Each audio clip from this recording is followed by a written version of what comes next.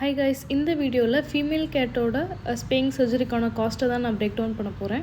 First registration cost. நீங்கள் first hospital கூப்பிட்டு போகும்போது உங்களுக்கு ரெஜிஸ்ட்ரேஷன் பண்ண சொல்லுவாங்க.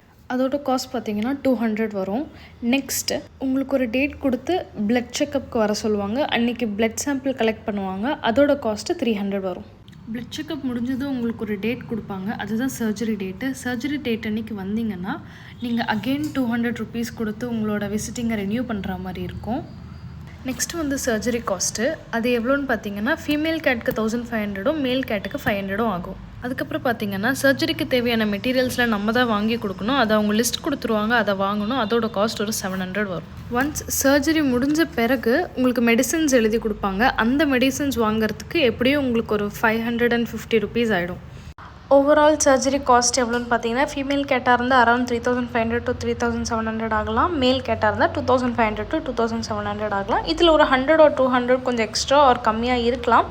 பிகாஸ் வந்து நான் அந்த சர்ஜரி மெட்டீரியல்ஸ் அண்ட் மெடிசன்ஸ்லாம் எனக்கு எக்ஸாக்ட் நம்பர்ஸ் ஞாபகம் இல்லை. So approximately I gave the numbers. Next வீடியோவில் என்ன ப்ரொசீஜர், எத்தனை வாட்டி ஹாஸ்பிட்டல் விசிட் பண்ணணும், ஹாஸ்பிட்டல் டைமிங்ஸ் எல்லாமே நான் போஸ்ட் பண்ணுறேன். Please to follow and check out guys. Bye.